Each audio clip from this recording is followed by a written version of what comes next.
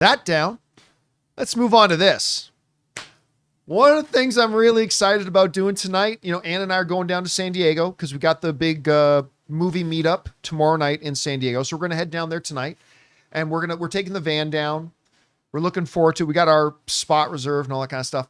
But besides just walking around the bay and walking around the shore and eating some great food in San Diego, I'm looking forward, Rob, tonight, somewhere between 6 and 7 o'clock. We're going to settle in to the van, turn on the TV, and watch us some Peacemaker Season 2, Episode 1 drops tonight. It is indeed game day. It is back. Now, here's the interesting thing about it. You guys know that up until The Penguin, I thought Season 1 of Peacemaker was the single best thing that DC had ever put on television.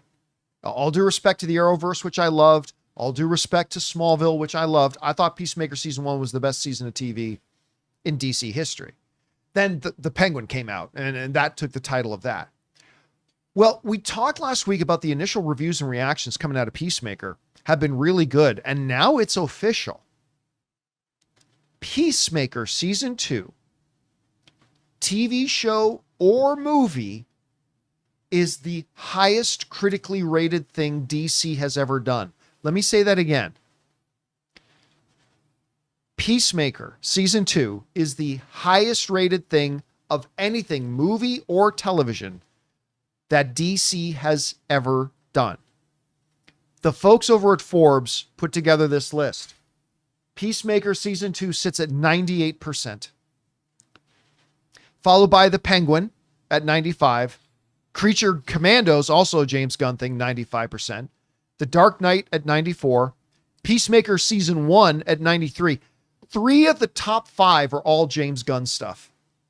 Anyway, Wonder Woman at 93%. The Suicide Squad, James Gunn's, at 90%.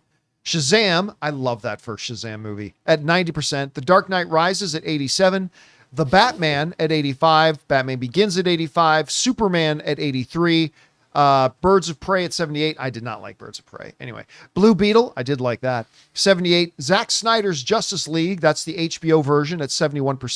Aquaman at 66%. Flash at 64%, and so on and so forth. Wonder Woman 1984, 58%. Man, how is Man of Steel lower than Wonder Woman 84? Didn't have Pedro Pascal.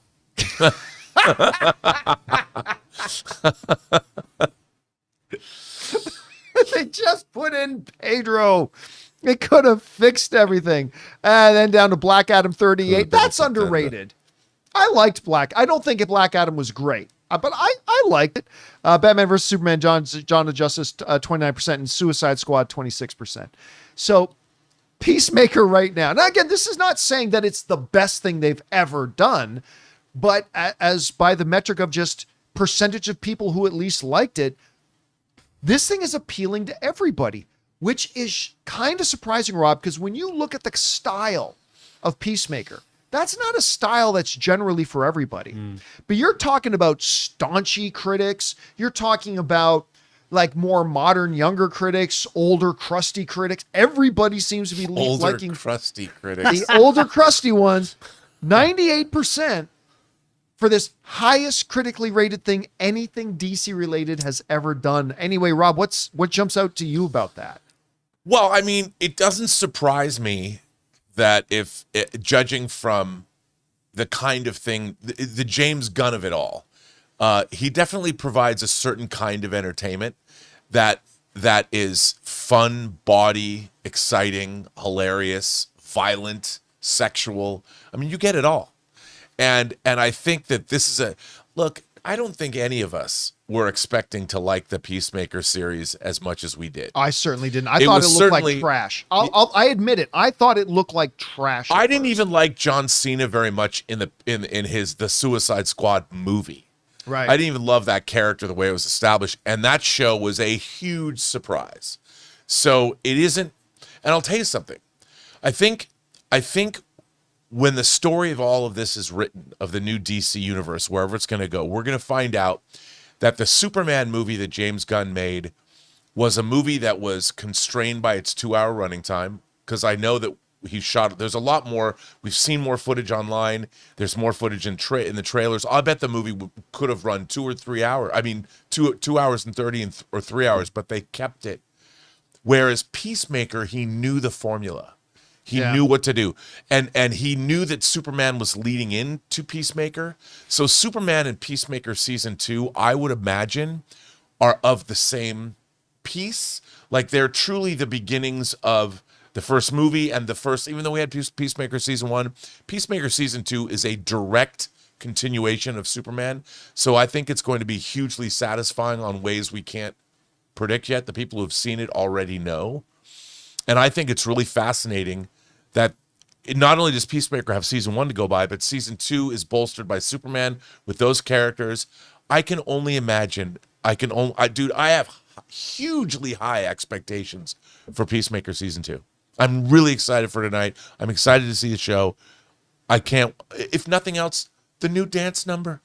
I'm very nervous about Come on, dude. Because the opening of Peacemaker season 1, if you really wanted it, it's the greatest, not just DC, it is the greatest opening number in the history of television to me. So I'm very nervous about a new one, because I don't think it could possibly live up to in the season entire history of the television medium on planet Earth. Did you ever think you would find yourself even contemplating an opening dance number over the opening credits of a HBO Max series? No, me neither. Let alone, but I can't let alone wait. a dance number that's